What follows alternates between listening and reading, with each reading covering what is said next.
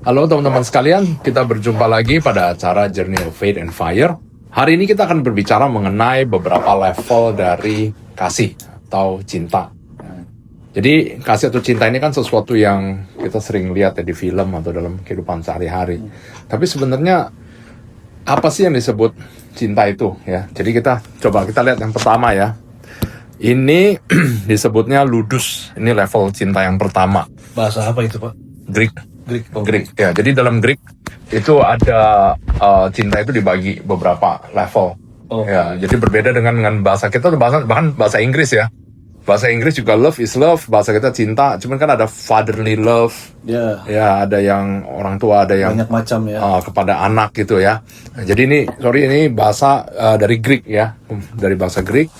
Jadi pertama itu ludus, itu levelnya playful. Jadi yang lebih ya flirting, teasing. Ya kasarnya mungkin kita bisa bilang ini cinta mula-mula ya. Cinta mula-mula, cinta yang masih pembukaan, yang ibarat kata kalau orang tua kadang-kadang anaknya bilang, oh kayaknya saya suka dia, nah ini masih levelnya ludus lah gitu. Kita belum bisa bilang itu sesuatu yang serius banget ya, mungkin bukan level asmara atau apa. Ya belum mungkin cinta monyet gitu ya. Monyet, ya. Cinta monyet.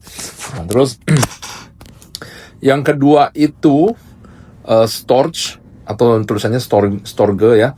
Ini natural instinctual affection, protective love between parents and children. Jadi ini orang tua kepada anak. Ini udah jauh lebih mendalam ya.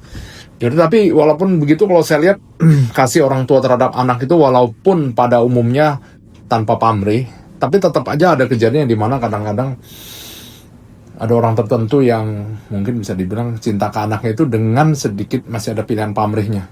Sering terjadi.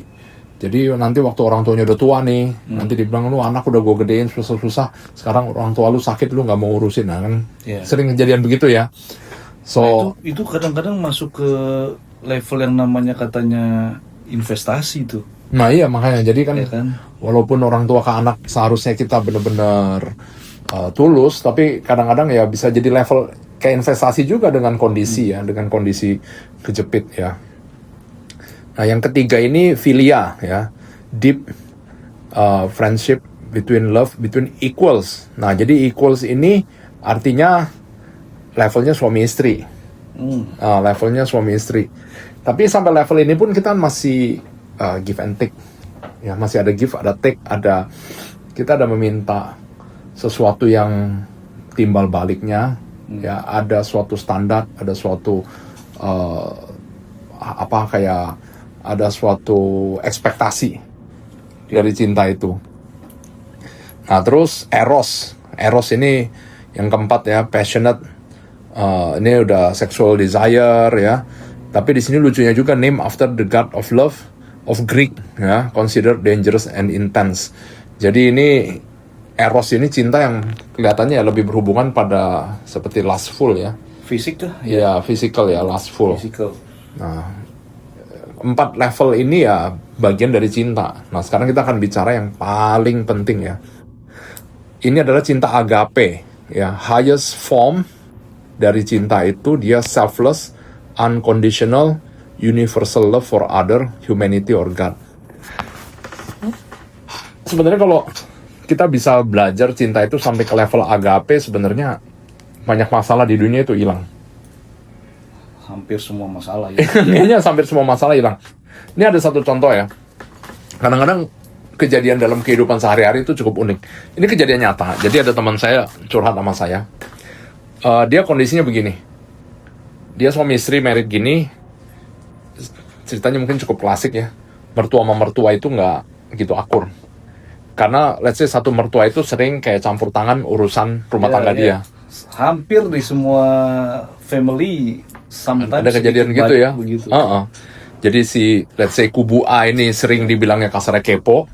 Jadi si kubu B ini bilang, ini kubu A nggak boleh ke rumah lu deh, gitu kan ya.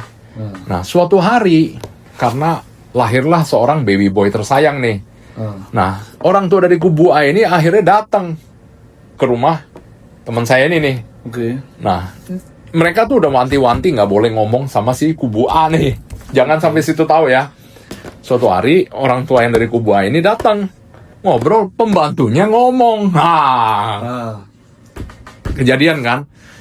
Tapi kan sebenarnya kalau kita bicara mengenai kenapa hal ini terjadi, karena berdasarkan track record, kubu B ini sering kepo. Tapi waktu dia datang terakhir ini, nggak kepo sama sekali. Nah, kalau kita punya suatu level yang kecintaan yang lebih menghargai, bahwa kayak, oh dia datang, ribut nggak? Gitu kan, ngatur-ngatur nggak? Nggak. Harusnya dia merasa kayak, oh bagus dong. Tapi nggak begitu. Jadi begitu dengar kayak gitu langsung bilang, kan gue udah bilang dia nggak boleh ke rumah lu. Kenapa dia masih ke rumah lu? Itu sampai perang berkepanjangan. Itu kesian, teman saya tuh sampai curhat sama saya berkali-kali. Nah, so hal demikian bisa terjadi. Padahal kalau kita lebih memiliki cinta kasih, yang memiliki pemikiran untuk sesuatu sifat yang develop, memajukan suatu hubungan, seharusnya kita senang ya, walaupun si A itu datang, kita nggak kasih A datang karena dia sering kepo misalkan gitu. Tapi begitu dia datang dan kepo kan harusnya kita mensyukuri kan, oh haleluya dia udah berubah nih. Tapi karena udah keburu ada hal begitu, tujuannya kan dia sayang keluarganya juga nih, sayang keluarga anaknya juga. Tapi jadinya begitu, overprotect begitu ya kan. So cinta agape ini sangat luar biasa, dan memang kalau saya bilang untuk orang normal bisa agape sih agak sulit ya. Ya, karena itu hampir mendekati 100% ya kalau kayak gitu. Ya, actually the real agape itu 100%.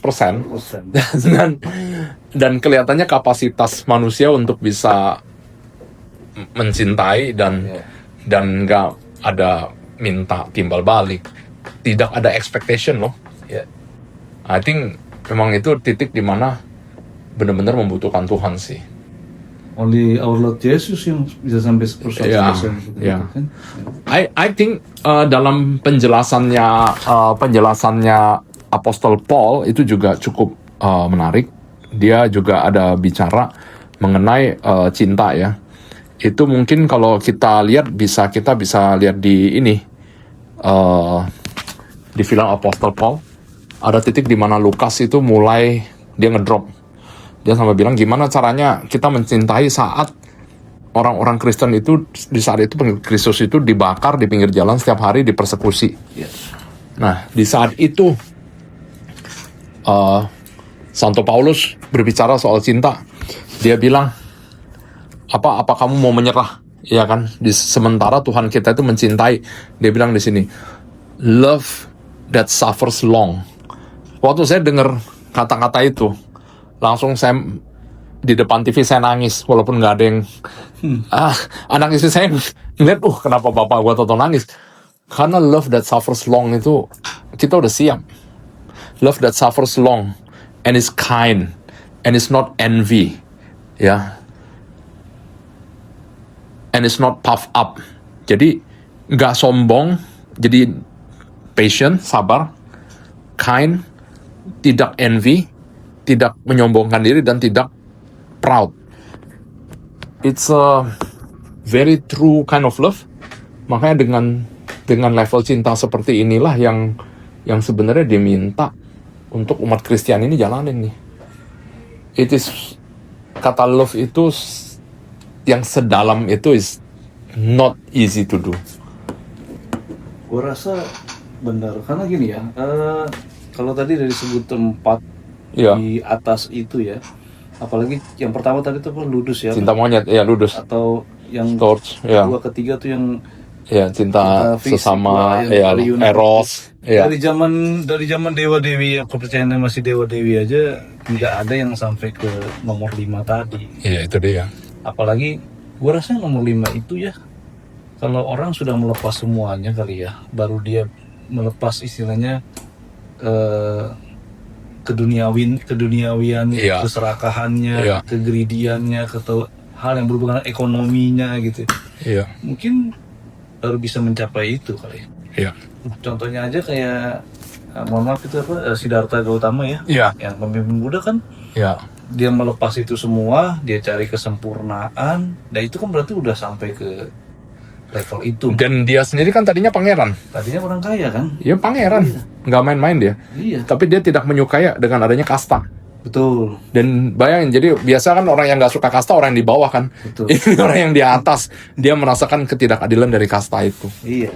So I mean something works in him yang membuat dia sadar akan hal itu dan mencari bisa dibilang ya ini memiliki konklusi yang mirip ya. Sama-sama memiliki ingin mencapai cinta agape basically. Cinta agape ini, ya gue sih bukan orang yang mengerti banget ya tentang ininya, tapi sebagai pemikiran manusia awam aja ya, yang average aja gitu. Ya kita sudah melihat gimana Yesus kita menderita, disalib segala macam ya. Memang cinta kasih atau cinta agape ini lawan dari semua problem. Jawaban dari semua problem. Kan lu secinta-cintanya orang, tapi kalau lu masih punya dendam, masih serakah, masih nyari profit ya kan, atau masih nyari sesuatu yang di-expect minta balik ya, itu nggak akan selesai ya kayaknya Maya. Makanya kan kenapa di sosmed apa sekarang kan banyak sekali ujaran-ujaran kebencian, persekusi, terutama kepada umat minoritas ya kan. Kristen, Katolik atau apa gitu ya. Ya senjata itu satu-satunya yang bisa ngelawan itu sih bro ya. Ya betul. Walaupun tidak mudah untuk dilakukan ya. Wah sangat tidak mudah. Tapi itulah jawabannya. Iya. Lu mau bilang siapa? Mau cinta Romeo and Juliet? Sedahsyat itu ceritanya. Tetap aja berakhir dengan kesengsaraan juga. Ya kan, kesengsaraan ya. Kan luka hati itu kan bahkan boleh dibilang jauh lebih parah daripada luka fisik. Ya kayak Titanic segala macam itu kan cerita-cerita begitu ya, maksudnya ya itu agak klise lah ya. Kenapa orang Kristen atau minoritas mau dipersekusi, mau dibantai, mau diapain, pada zaman Yesus saja kan juga dikejar-kejar Romawi ya kan, lebih parah jauh daripada sekarang juga. At the end coba lihat hasilnya, spread, menyebar ke seluruh dunia, ya kan? Jadi kalau nggak sampai ke sana, nggak akan bisa melawan itu kalau nggak bisa, betul.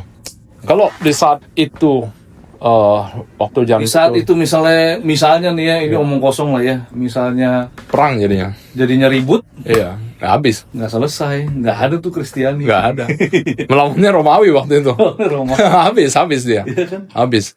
Justru karena itu justru yang sangat menarik kan, Romawi yang tadinya mempersekusi Kristiani malah tobat dan menjadi Katolik. Kan yang lebih bebel Yahudi itu sendiri kan. Iya. Kan? Karena ekspektasi dia yang tadi you bilang, ekspektasi dia itu kan berbeda.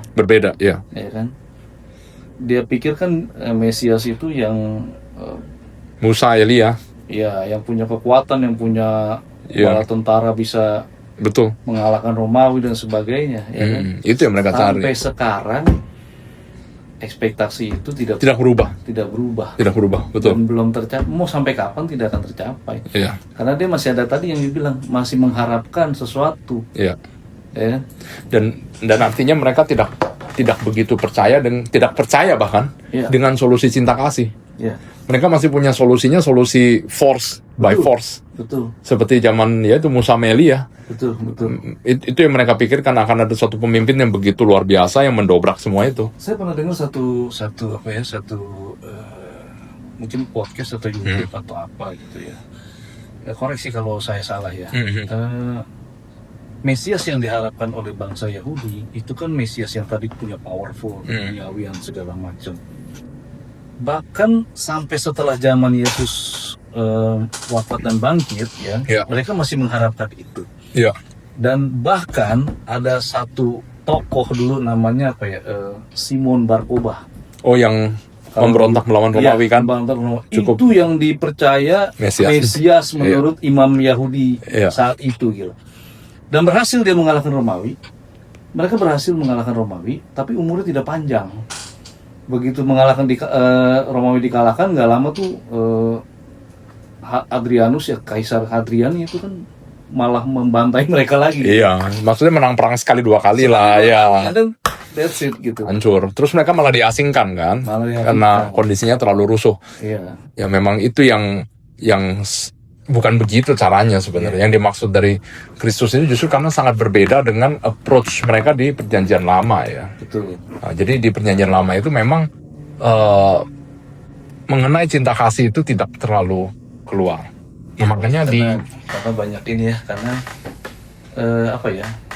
masih ada golongan-golongan kali ya di sana ya. Dan mungkin memang belum waktunya ya. Belum waktunya. Ya, mungkin belum waktunya. Maka waktu di atas bukit sebelum yang memberi makan 5.000 orang itu kan Yesus muncul dengan dua sosok yang dipercayanya sebagai Musa dan Elia. Jadi Musa itu sebagai law, dia the law bringer, dan Elia itu the prophet. Elia itu ikonnya untuk the prophet. Jadi mereka berbincang, katanya bertiga di atas, terus Petrus dia yang datang ke Yesus dan bilang, biarkan kami membangun 3 tenda. Yang di Getsemani. Belum. Bukan di Getsemani. Bukan, mau kasih makan 5.000 orang. 5.000 orang. Ya. Nah, jadi mukjizat itu ya. Mukjizat. Nah, jadi sebelum itu, mari kita bangun 3 tenda, dia bilang. Nah, apa yang terjadi karena mau dibangun 3 tenda ini? Artinya apa? Artinya di saat itu Petrus secara tidak sengaja atau nggak sengaja, dia menyamakan antara law, love and grace, sama prophet jadi satu level. Karena mereka ditaruh dengan masing-masing tiga tenda yang selevel kasarnya. Jadi mereka ini diletakkan sama satu level. Nah, karena itulah Musa dan Elia mundur. Makanya waktu dia nengok lagi, yang 2 udah hilang. Karena mereka sudah tahu ini sekarang ini jawabannya adalah love and grace. Ini udah bukan zaman law, udah bukan zaman prophet lagi. Tapi dengan love and grace. Nah, bukan dengan kata lain prophetic dan law itu obsolete, bukan. Tapi solusi ke depannya itu udah bukan itu lagi. Dan itu sudah tidak ada, menurut Kristiani sudah tidak ada prophet lagi.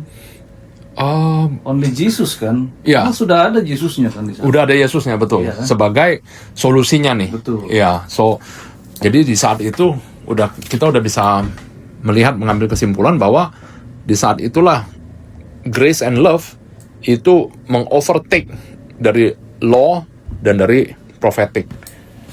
Karena law itu kayak kita pernah bicarakan sebelumnya, bahwa dengan sendirinya 10 perintah Allah akan terjawab kalau kita memiliki cinta. Agape ini. Ya, dengan level agape ya. Iya. Jadi kalau cinta yang setengah-setengah tuh malah bahaya ya. Dari nomor 1 sampai 4 itu malah bahaya. Iya. Belum sampai titik tertinggi lah ya. Betul. Kan banyak justru yang kalau terjadi pembunuhan karena dibunuh sama suaminya sendiri, istrinya sendiri, atau pacarnya sendiri. Nah, itu cinta benar nggak ada cintanya. Tapi definitely bukan agape. Nah, ini balik lagi ke konteks masa sekarang nih. Iya. Kalau kita lihat pengorbanan Yesus ya kan. Yesus kan udah diapa-apain segala macam, dia tidak membalas, dicambuk, disalib sampai mati juga dia tidak membalas apa-apa. Ya kan? Tapi itu konteks pada zaman Yesus, begitu dia bangkit, dia mengalahkan semua maut, ya kan? Yeah. Nah, tetapi era beratus-ratus tahun kemudian, 1000 tahun bahkan sampai sekarang, ya kan? Contoh yang paling konkret, kalau suami istri deh, ya, ada KDRT deh, ya kan? Istri dipukul suami atau sebaliknya mungkin, tapi lebih sering kan istri yang dipukul sama suami ya gitu ya. Kalau istri tidak membalas, ya, dengan berharap bahwa gue sayang, gue cinta, gue pure nih sama dia. Jadi agak dilema sama ini beneran cinta beneran, apa bodoh atau gimana? Ya benar nggak? Ya kan. Kalau memang cinta itu kan idealnya kan dua belah pihak ya. Iya, betul. Kan? Tapi ini kan cuma satu pihak nih, ya kan. Ya kita nggak bilang deh bahwa yang mukul itu salah atau apa segala macam ya. Tapi ya kenyataannya kan cuma satu pihak aja nih. Cuma si istri aja yang mengalah atau apa. Betul. Ya kan? Kita nggak bilang suaminya penjahat deh. Ya namanya berumah tangga, masalah kan ada aja, betul gak ya kan? Entah mungkin ekonomi dan sebagainya ya kan. Nah, tapi si istri ini dipukul terus nih misalnya. Wah, itu udah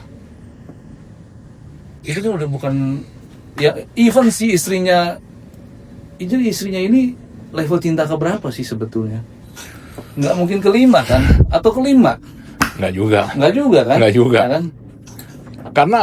Karena motivasi untuk tidak melawan kan ada banyak. Betul. Ada juga yang karena memang takut, ada juga yang karena memang nggak bisa. Agape ini terjadi kalau sebenarnya sang korban itu actually sangat kuat loh, dan dia memilih untuk berkorban. Beda sama orang yang kasarnya dibully, karena mereka nggak punya kekuatan untuk melawan. Begitu dikasih kekuatan, belum tentu orang ini agape. Selama dia lemah, dia nggak ngelawan, bisa jadi begitu. In term of terjadinya hal demikian, actually susah sekali untuk terjadi KDRT begini untuk diselesaikan dengan dua orang itu. Ini sih spontan aja karena kebetulan ya mungkin nggak bisa dibandingkan lah ya, tapi kondisinya kan kurang lebih bukan sama juga dalam arti literally sama ya, maksudnya ya kita anggap nih Romawi nih suami yang KDRT, Yesus ini mungkin istri yang walaupun nggak bisa literally seperti itu, tapi kan juga dihabisin di sini gitu. Nah, istri ini juga kondisi korban yang dihabisin di sini gitu ya kan. Yesus cinta tanpa batas ya kan. Istri juga mungkin karena cinta sama suami dan anak-anaknya. Tapi dua-duanya mengalami kebrutalan surprise ya. Itu. Ya. Nah, apakah si istri ini artinya dia sudah mencapai cinta agape kah? Atau si istri ini bodoh kan? Kalau lu gimana? Okay. Kalau menurut saya perihal KDRT begini ini harus dilihat case by case. Akan apa yang terjadi, apa aksi dan reaksinya. Tapi bagaimanapun jika ada terjadi kekerasan, menurut saya sudah pasti ada salahnya ya. Karena kalau dididik dengan benar, dengan pengajaran yang benar, seharusnya nggak ada kekerasan dalam rumah tangga. Kasarnya ada anak yang nakal, kadang-kadang disabet pakai rotan, tapi bukan sampai kasarnya digebuki atau dianiaya. Rotan itu penting, seperti yang Daud bilang di Psalm ya, your staff and your rod they comfort me. So sebagai seorang suami yang dididik dengan benar, seharusnya menjadi gembala untuk keluarganya. Betul. So kalau suami ini nggak bisa jadi gembala, malah jadi algojo, something is wrong.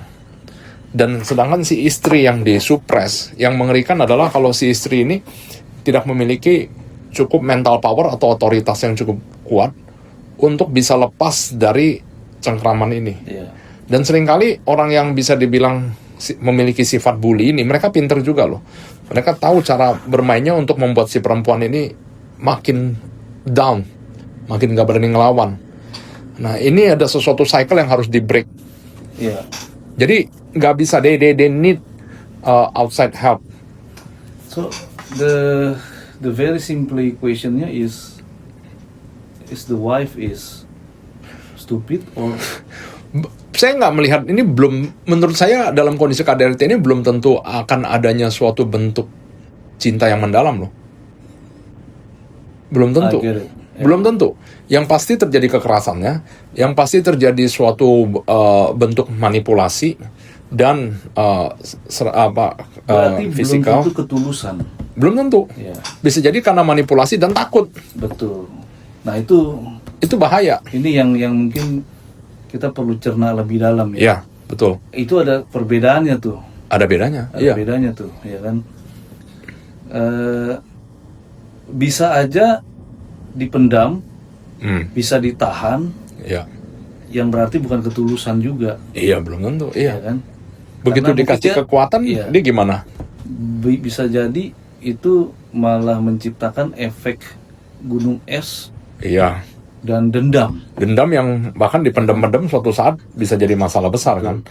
Yang membedakan bukan benar-benar ketulusan itu. Bukan ketulusan, yang membedakan dengan Yesus adalah dia memang tulus ya. Di saat dia mau dijemput, are you Jesus? Dia bilang I am. 50 orang yang mau jemput dia jatuh semua loh. Yesus pergi untuk dia adili dan dipersekusi berdasarkan kemauan dia loh. Bukan kalau Yesus bilang saya nggak mau. Itu 50 orang nggak akan berdiri tuh. Saya rasa itu mungkin salah satu jawabannya. Iya, tapi kalau orang yang dibully dan ini, dia dalam kondisi dia itu korban nih. Iya. Dia memang nggak bisa melawan. Jadi memang dia yang menyerahkan, memang dia yang mau menyerahkan diri, ya. Kalau yang tadi konteks suami istri itu kan siapa yang mau begitu? Iya, kan? dia nggak mau. Korban basically. Dan kalau dibalik kondisinya, Toto si istri ini yang let's say lebih di atas angin, lebih punya posisi atau physically lebih kuat juga. Belum tentu bukan dia yang ngebully suaminya juga, kan kita nggak tahu kondisi ini bisa terjadi. Tapi ada sesuatu yang salah di hubungan itu. Kalau sampai terjadi kekerasan, makanya saya bilang agape ini hanya bisa terjadi juga jika orang itu sebenarnya kuat, dia memiliki pilihan. Kalau orang nggak ada pilihan kan pasrah. Pasrahnya dalam arti pasrah yang punya kekuatan. Iya, betul. Di Yesus atau di Bunda Maria itu. Iya. Ya kan? Jadi dia memang memberikan ini. Karena memang dia ya sudah. Bukannya gua nggak punya kekuatan, gua punya kekuatan, tapi gua merelakan diri gua untuk dieksekusi. Dieksekusi. Ya kan? Iya. Saya sempat ngobrol hal yang cukup menarik dengan satu teman yang ateis. Oke. Dia bilang, loh, ngapain you memilih seorang juru selamat yang mengajari you untuk hidup penuh dengan kesulitan dan pengorbanan dan penderitaan, ya kan? Karena konsep agape ini dia nggak nangkep. Betul. Dia nggak nangkep. Dia bilang sama saya, kenapa nggak lu aja disalib? Setuju. Waktu dia ngomong gitu, apa yang pertama kali di kepala saya keluar itu, saya nggak enak ngomong.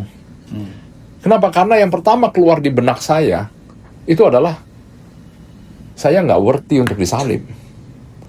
Yang harus disalib dan dikorbankan itu adalah domba yang unblemished, yang nggak ada cacat dan celak. Sedangkan kalau orang kayak saya ini disalib, kayaknya nilainya terlalu kecil deh. Gitu loh, nggak. It doesn't help anyone, kasarnya begitu. In the upside down meaning ya. Iya, nggak ada makna gitu loh. Tapi kalau saya ngomong kayak gitu ke dia, karena dia nggak akan ngerti kata agape ini, dia juga nggak akan ngerti. Lu asal ngomong, lu pasti dia mikirnya begitu. Yang mungkin yang orang ateis pikir itu adalah secara literally. Iya, of course, secara literally. Dan jawaban yang saya ngomong ke dia adalah sesuatu yang memang mungkin lebih bisa diterima dengan logika, bahwa dia yang mampu untuk mengubah dunia nih dengan kasih agapenya itu sudah disalib, kita nggak perlu disalib lagi. Iya. Nggak ada gunanya kita disalib lagi, buat apa gitu, ya kan? Karena kita memang sudah tinggal menjalankan apa yang diajarin. Itu sudah diwakilkan. Ya, kita udah ditebus. Sudah ditebus. Sudah dari pembicaraan terakhir kita minggu lalu yang mengenai Paskah dan Pantekosta, sudah diberikan Holy Spirit untuk berkarya dalam namanya. Jadi kita udah dikasih, udah siap nih untuk maju, udah ditebus, udah dibersihkan. Lu nggak perlu mati konyol lagi. Nggak perlu mati konyol, lo dikasih. Lu menderita konyol lagi. Seperti KDRT tadi juga termasuk kekonyolan. Ya, sesuatu yang sebenarnya bisa dihindari, bisa dihindari, bisa diobatin. KDRT ini hal yang cukup mengerikan ya. Kadang-kadang kita ketemu orang ya, pasangan yang kelihatannya baik. Orang yang di depan kita ngomongnya tuh sangat kalem ya. Bahkan sangat religius juga bisa. Yes. Tapi I can sense something, I can feel something. Dan kelihatan kenapa kok kadang-kadang si istri agak lebih kayak hormatnya tuh agak beda dengan suaminya gitu loh. Lebih hormat karena takut. Iya, hormatnya karena ada suatu unsur fear. Nah, itu udah ada percikan-percikan di situ. Itu kelihatan actually in the spirit, you can feel it. Untuk hal demikian memang is about counseling dan is very deep, karena di counseling itu begitu dia terjadi KDRT begitu, egonya akan terbawa. Ego si laki ini akan terbawa bahwa dia nggak bisa melakukan hal demikian. Dan si istri juga harus di empower bahwa istri dan suami itu seperti leher dan kepala. So kepala hanya bisa nengok kalau leher tuh ke arah yang tepat, ya kan? Jadi you have to know otoritas seorang istri itu sampai di mana.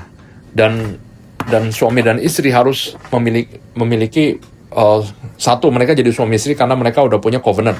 Ada suatu ikatan yang suci di antara suami istri itu. Lalu sesudah itu, ini dari kedudukan gimana? Kalau di dalam Kristiani, basically kalau kita ngomong kedudukan secara level, laki ya di atas cewek. Karena memang dibilang kepala di atas leher kan ya kasarnya ya. Tapi lihat impact-nya ya. Kepala nggak bisa ngapa-ngapain kalau nggak ada lehernya. Nah, kalau ditanya soal kedudukan ya, laki sebagai kepala, perempuan sebagai lehernya. Nah, tapi again, dengan adanya suatu covenant, suatu penggabungan dari laki-laki dan perempuan ini, maka muncullah harus ada suatu visi atau tujuan yang seimbang, yang sama. Jadi misalkan yang cowoknya maunya A, yang cewek maunya B, dan itu benar-benar bertolak belakangan. Nah, ini akan menghasilkan suatu gesekan-gesekan. Ya, soal yang simpel aja. Yang satu mau berkeluarga, yang satu nggak mau punya anak.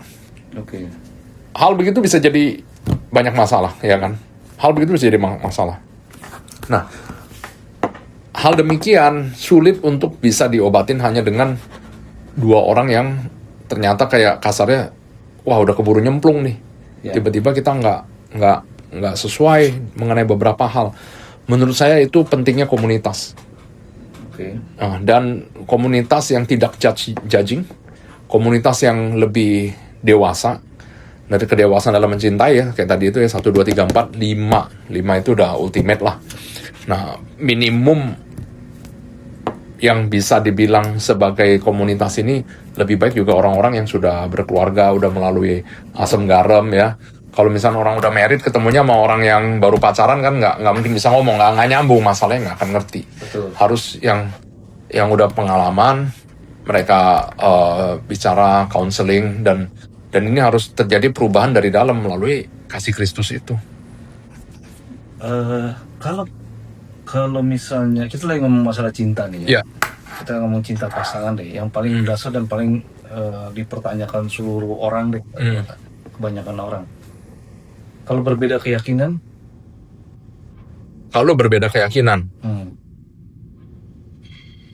Saya nggak bisa bicara atas keyakinan lain sih ya. Tapi kalau dari perjalanan kita sebagai pengikut Kristus, artinya kita menjadi terang dan garam dunia, mencintai sesama dan mencintai Tuhan. I think kalau menurut saya pribadi lebih baik kita bisa bersama orang yang memiliki pola pikir yang sama dan seimbang ya. Karena kalau nggak kayak gini aja, saya ketemu yang ateis mengalah. Yes, kalau nggak ya salah satu orang harus mengalah dan bisa terjadi malah saling menjegal gitu kasarnya kan. Bisa jadi saling menjegal loh, kayak misalkan kita kalau dipaksakan bisa saling menjegal. Bisa saling menjegal ya kalau dipaksakan. Contohnya misalkan kita mengadakan suatu pelayanan.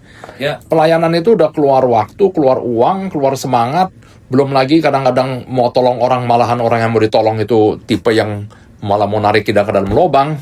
Kan ada yang begitu ya. Let's say istrinya nggak anti deh, tapi dia ngeliat nih, atau suami atau istri lah gitu ya. Let's say si pasangannya itu semangat banget untuk pelayanan, tapi ketahuan nih pelayan ini udah rugi, capek, dikerjain, kadang-kadang dibohongin orang. Nah ini kan sebagai seorang pasangan yang kasarnya sayang, tapi nggak paham, dia akan juga nanya, lu tiap hari keluar, udah invest, nggak dapat apa-apa. Nggak akan ngerti, nggak bisa mensupport dirinya, nggak bisa mensupport. Dan bahkan kasarnya kalau kita nolong orang ya, kadang-kadang ada teman yang problematic banget. Ini kejadian nyata. Teman dia a lot of problem, terus sesudah counseling, ngobrol segala macam, kita doain, apa yang dipertanyakan malah hal-hal yang lucu gitu loh. Itu kayak Pastor Ricky waktu naik ditahbiskan jadi pendeta, ada teman satu grup langsung ngirim ke grup artikel mengenai pendeta yang korupsi. Dan teman ini teman yang sering banget kita tolong. Tapi yang dikirim artikelnya adalah pendeta korupsi. Ini tujuannya apa? Iya kan? Everybody bisa bilang kayak haleluya, sekarang you bisa berjuang menjadi seseorang asam dan menjadi terang dan garam dunia ya. You bisa mewartakan cinta kasih. God bless you ya, haleluya. Gitu. As simple as that. Nggak ngomong apa-apa, yang dikirim adalah pendeta siapa di mana korupsi sekian dipakai untuk kayak plastic surgery. Apa tujuannya, sarkas atau apa? Nah ya, ini kan menarik kan. Ini very interesting, dan this is the person yang memang sering banget teriak-teriak minta tolong. I see. Di dalam kondisi kayak gimana, ntar wah gua lagi masalah, teriak-teriak minta tolong, nelpon minta didoain. But begitu ada hal kayak gini, dia muncul hal kayak gitu, dan it's very normal. Waktu kita menolong, saya bilang hati-hati waktu kita menolong orang. Lihat dulu nih orang kayak apa. Ada orang yang pengen nyemplungin lu ke dalam lubang. Ada orang yang memang benar-benar mau keluar. Itu very different. After a while, you get used to it. Dan kita juga harus protect kita punya iman dan peace. Jadi kita tahu mana yang, dengan wisdom kita tahu mana yang bisa ditolong, mana yang enggak. Dan walaupun cinta agape, kita bisa lihat balik lagi ke pengorbanan Yesus Kristus. Dengan Yesus mati di kayu salib, orang Yahudinya aja nggak terima. Ya kan, orang Yahudinya yang dimana dia orang situ juga nggak terima, malahan orang Romawinya yang convert. So, I mean, inilah hidup, dan cinta itu kadang-kadang nggak sesuai dengan apa yang kita harapin. Gue ada satu pertanyaan ya. Cuman gue nggak tahu ini bagaimana lu bisa menjawabnya. Ya. Entah mungkin dengan pengalaman spiritual lu atau pandangan lu ke depannya. Gitu. Tapi ini pertanyaan mendasar. Kalau kita bicara tentang cinta kasih yang kelima, yang agape ini, itu kan cinta kasih yang boleh dibilang hampir seperti Yesus atau bahkan seperti Yesus. Ya, Christ-like ya. Tapi kan ada satu yang akan terjadi di masa datang, entah kapan, bahwa Yesus akan kembali ke dunia. Berarti tidak akan ada tercapai cinta agape dari sisi manusia. Because kalau Yesus datang ke dunia, let's say katakanlah akhir zaman, apakah, saya juga nggak tahu nih ya, apakah akhir zaman Yesus datang itu berarti dunia sudah kacau balau semua, terus Yesus datang akhir zaman, that's the end, we never know, right? Ya kan? So, dari masa sekarang atau masa lalu sampai menuju ke masa itu, apakah cinta kasih agape itu semakin lama akan semakin hilang, mengecil, sehingga yang ada nanti jadinya chaos dan doomsday datang? I think cinta kasih agape itu dari dulu itu sebenarnya sesuatu yang sangat niche. Atau itu personal sifat? Of course sangat personal dan sangat niche, sedikit banget. Tapi umat manusia tidak akan mencapai itu pada saat menuju akhir zaman. I think untuk manusia bisa mencapai benar-benar agape itu probably close to impossible. Saya nggak suka bilang impossible.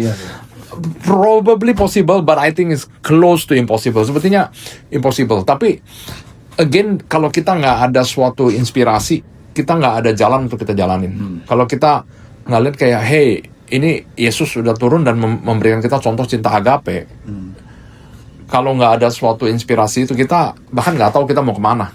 Kan basically kita udah dikasih arah nih, spotlightnya ke sini. Ini cinta kasih, mencintai itu seperti Tuhan udah nggak ada utang lah, pokoknya gue udah kasih lu, ya kan, lu udah tinggal ngikutin sono. Tinggal ngikutin, ya. Tapi lunya kan yang ke sono-sono. Iya, itu dia. Tapi apakah kita bisa melakukan itu? But at least every day kita berdoa minta untuk belajar dan lebih dewasa dalam mencintai. Iya. Akan ya sedikit-sedikit lebih baik dan lebih mendekati. But no. I mean, kita bahkan nggak bisa 1% dari infinite. Nggak bisa. Karena 1% dari infinite itu infinite juga. So, not even close. Karena untuk kita ngerti ya, kita nggak akan bisa mencintai seseorang atau sesuatu apapun seperti Tuhan mencintai kita. Karena dia infinite. Dia itu begitu luar biasanya, cinta dia itu luar biasa besar. Makanya ada orang bilang, saya mencintaimu Tuhan. Tapi lihat, ada Yohanes yang bilang, Tuhan mencintai saya. Karena dia tahu Tuhan udah mencintai semua orang, dan level cinta kita ke Tuhan itu nggak ada apa-apanya. So yang paling penting kita menerima cinta ini. Nah itu kuncinya untuk ngerti dulu. So tapi istilahnya kayak orang-orang yang mungkin sudah paham, sudah mengerti. Sorry to say, wajib untuk menyebarkan cinta kasih ini. Betul. Entah apa yang terjadi di masa depan atau bagaimana, let it happen. Ya, itu kan di luar kemampuan kita ya. Terlalu jauh di luar kemampuan kita juga. Tapi kalau kita setidaknya bisa mendekati atau apa harus dilakukan. Betul. Kita orang yang mengerti atau paham tentang dan akan lebih mudah untuk bisa mencintai kalau kita sadar bahwa kita dicintai. Jadi dengan menerima kasih Kristus, kita sadar, kita bangun tidur, kita lihat, saya masih bisa napas. Ya, itu powerful banget kalimatnya barusan ya. Tadi aku udah bilang, kita dicintai kalau kita sudah merasa, udah tahu dicintai. Jadi, those who are loved will love. Those who are hurt will hurt. Orang yang tersakiti akan menyakiti, orang dicintai akan mencintai. So, untuk sadar akan cinta Tuhan itu ada pada diri kita, dengan kita lihat apa yang ada di sekitar kita, bersyukur dalam doa, terus kita bisa menyebarkan cinta itu akan lebih mudah dan practice along the way. Bahkan kalau kita merasa tidak dicintai oleh siapapun, Tuhan masih cinta sama kita. Haleluya, betul. Ya kan? Yes. Jadi memang tidak gampang, tapi tidak ada alasan untuk kita tidak mencintai. Betul. Iya. Karena banyak orang yang sempat bilang ya, saya pun sering berpikir, gimana kalau orang yang baru lahir sakit terus suatu meninggal. But sudah dipikir-pikir, come on, Tuhan itu begitu mencintai kita, udah mempersiapkan kita bahwa dalam hidup kita yang kita bisa lihat itu hanya seperti papan catur hidup kita. Tapi yang Tuhan lihat ini, ada papan lagi selanjutnya, afterlife, yang kita nggak bisa lihat. Jadi kita kalau hanya bermain di catur ini tanpa ada pengertian papan selanjutnya, kita akan melihat seberapa tidak adilnya, seberapa semerautnya, seberapa orang yang baru lahir kok meninggal. But begitu ditranslasikan ke papan selanjutnya, it all makes sense. Gimana dengan anak kecil yang bisa dibilang tidak berdosa, terus suatu sakit, terus tiba-tiba meninggal? It's very hard for the family. Susah banget. Dalam batasan papan catur itu dia akan merasa, tidak adil sekali. Ini sekali. Tapi anak itu, basically dia langsung berada di pangkuan Bapa di surga. So, the parents, please have a good life. Maksudnya hidup yang lurus, bukan we don't talk about being glamorous atau head on dengan hidup yang disebut hidup yang bagus seperti itu, bukan, but hidup yang penuh dengan cinta. So you can meet your children in heaven. Ya, jadi jangan karena anaknya udah masuk surga, orang tuanya stres terus malah jatuh ke neraka karena you love your children, then let's go to heaven together, kan gitu. Demikian juga sebaliknya tuh. Ya kan? Same thing. Jadi to understand bahwa penderitaan kita di saat ini dibilang, kok orang yang begini, orang yang begini. Ada suatu perumpamaan yang Lazarus yang miskin, bukan Lazarus yang mati, walaupun si yang miskinnya mati juga sih. Dia seorang pengemis yang tinggal di depan rumah orang yang kaya. Si orang kaya ini makan sampai dia punya potongan breadcrumbs-nya aja nggak dikasih ke Lazarus yang kelaparan ini, yang makan malah anjing dan kucing. Yes. Akhirnya Lazarus mati, dan di sini dibilangnya mereka perginya bukan ke neraka, perginya ke mana itu? Nerakanya orang Greek gitu. Nah, di sana si orang kaya ini melihat Lazarus duduk bersama Bapa di surga, sedangkan dia berada di neraka. Karena apa? Karena ignorance dia terhadap orang di sekeliling yang begitu membutuhkan. Karena Lazarus ini bukan tinggalnya jauh loh. Lazarus tinggal di depan rumah dia, di depan gerbang rumah dia, tapi dia memilih untuk tidak menolong dan menutup matanya akan penderitaan orang lain. So, di sini dijelaskan bahwa there is still something is going on after this life. Ya oke, jadi mengenai cinta Kristus itu memang karena saking mencintainya, dia menjaga kita di bumi. And even if things doesn't go well, masih ada papan catur selanjutnya yang udah disiapin sama Tuhan. Udah ada tempatnya lagi yang selanjutnya. Nah, mungkin ada pertanyaan? Silakan. Kalau for me, cinta kasih itu sesuatu yang paling powerful dari segalanya. Amin. Kayak Tuhan Yesus kan diperlakukan seperti yang gak baik lah, sangat tidak baik. Tapi Tuhan kayak saking sayangnya sama kita, He still forgive us. Kayak sekali kan dia bilang, forgive them Father for they don't know what they've done. Amin. Iya. And aku juga kayak terinspirasi karena that act of forgiveness is sangat susah dilakukan gitu. That is very true. Yeah.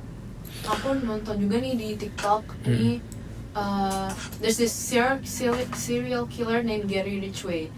Nah dia itu udah membunuh banyak wanita muda, and pas di pengadilan all the families of the victim kayak insulting him, berating him, tapi ada satu family korban. Dia bilang gini, you've made it hard for me to live up what I believe, and what God says to do is to forgive. I forgive you, sir, ke Gary Ridgway. Dan awalnya tuh si Gary ini kayak ngadepin insult dari family ini kayak stone face, nggak ada reaksi. Tapi pas si family ini forgive langsung nangis Gary Ridgway-nya. Dari sekian banyak yang insult dia, hanya perlu satu orang membuat dia bisa bertobat seperti itu. It's very deep sih, it's very deep. Itu it's a very hard pill to swallow ya, hard pill to swallow. But that is love. That is love. Ada beberapa kejadian yang anaknya dibunuh ya, terus orang tuanya maafin pembunuh anaknya itu. I think itu it's a very wise. Itu cinta yang very high. Itu kalau orang tua itu bisa memaafkan seperti itu ya, dia udah ngalahin dirinya sendiri loh. Yeah. Itu. God bless their soul. Yeah. Ini dengan cinta yang seperti itu, basically ya benar kayak kamu bilang, itu is a solution untuk problem seperti ini, dan dengan banyaknya orang yang bisa memegang bahwa cinta itu adalah solusinya, maka a lot of problems di dunia ini sebenarnya hilang dengan adanya hal demikian. Itu senjata paling ampuh. Iya, senjata paling ampuh dari segala macam nuklir dan sebagainya. Betul. Iya. Makanya segala macam nuklir, macam laser lah, apa segala. Star Trek. That love. Waktu itu sampai Romawi juga khawatir kan, karena pengikutnya begitu banyak kan. Yes. Tapi sesudah di riset, kok nggak ada strategi perangnya ya, dengan apa ini? Tapi banyak banget yang ikut nih. Iya. Ya, karena itulah kekuatan cinta. Iya, benar. And people actually feel it loh. Kita secara manusia itu, secara softwarenya dari sana, spirit kita tuh udah embedded. So gini ya, kalau saya nggak tahu apa yang ada di pemikiran mungkin orang. Sorry, saya agak berbicara seperti ini ya. Maksudnya dari dulu bangsa Yahudi itu kan mengharapkan Mesias yang sangat powerful, yang bisa mengalahkan penjajah dan sebagainya. Padahal sejarah kan berulang terus. Sesuatu yang powerful akan hilang, secara physically ya, maksudnya, secara physically human ya.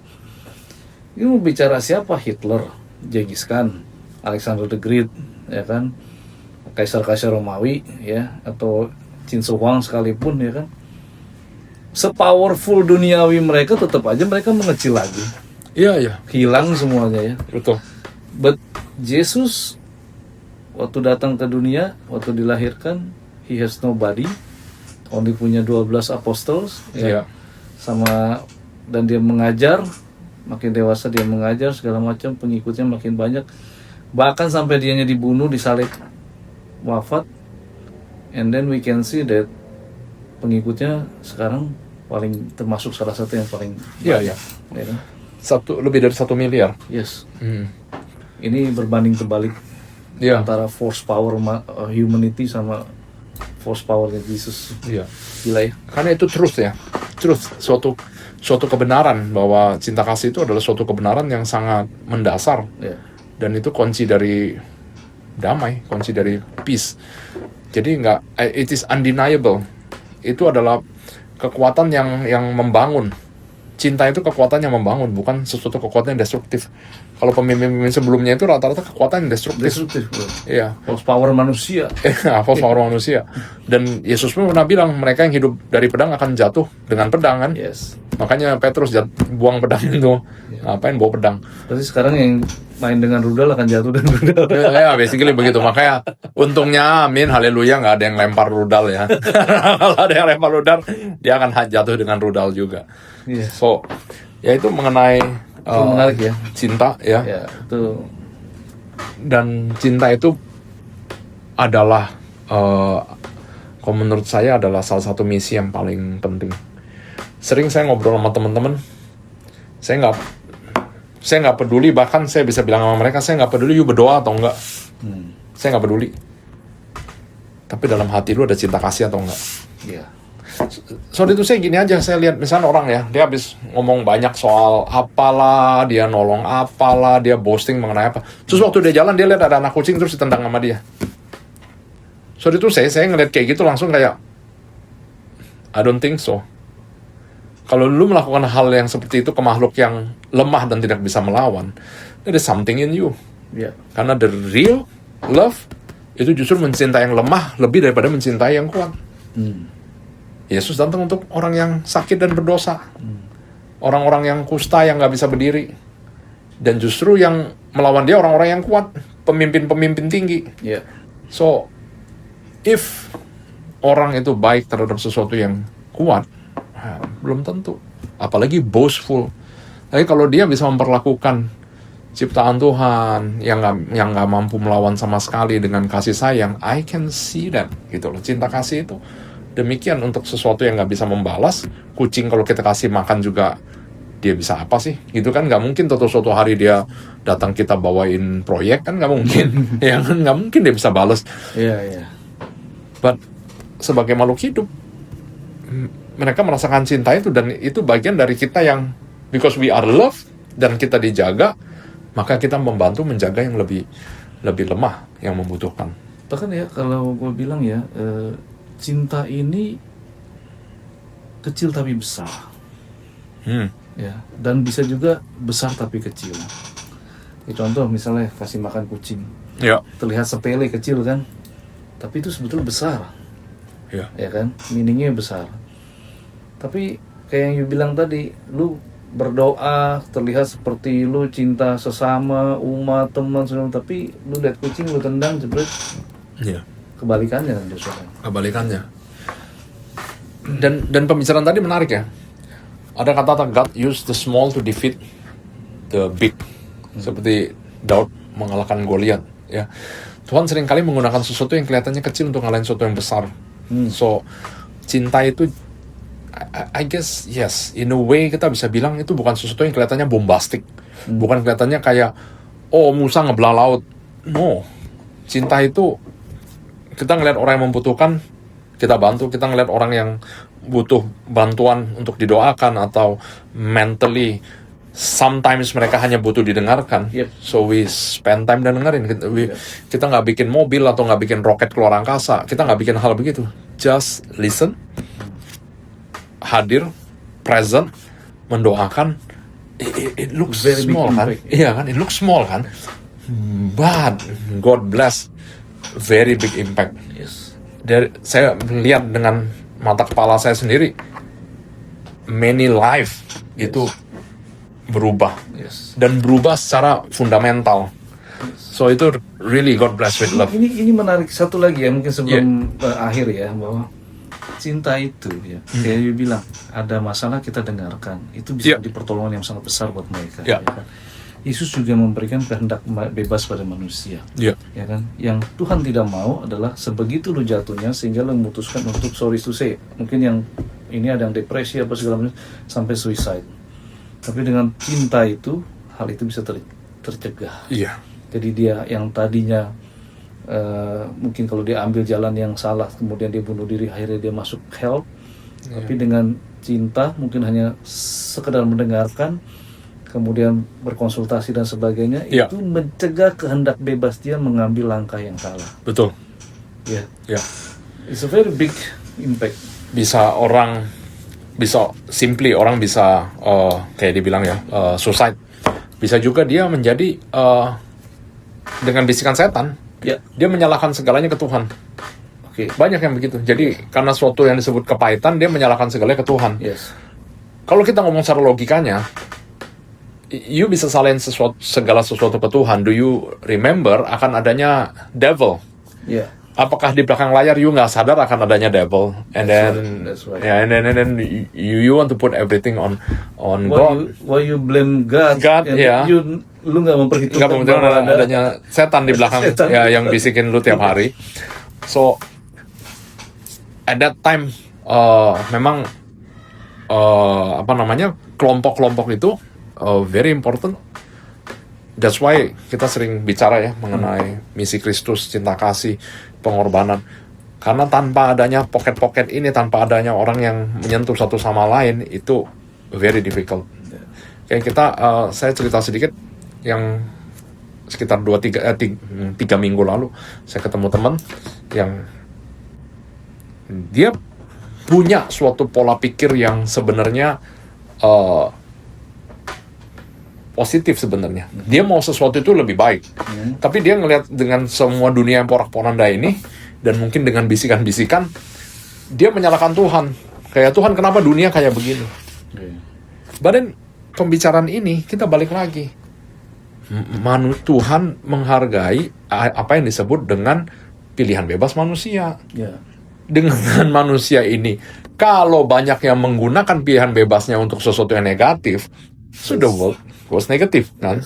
Kalau Tuhan, orang-orang ini banyak yang memilih pilihan bebasnya untuk sesuatu yang positif, penuh dengan cinta kasih. Apalagi kalau ada pemimpin besar yang bisa mencapai agape, imagine the difference.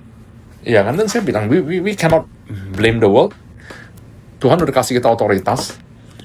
Kalau you bisa mulai dari hal terkecil, your own family, ajarin mereka cinta kasih yang benar, ajarin mereka nilai-nilai moral yang benar. That's the first step. Gak usah mikir yang sampai nanti di dunia kenapa negara ini perang sama itu. Come on, gitu loh. Come on.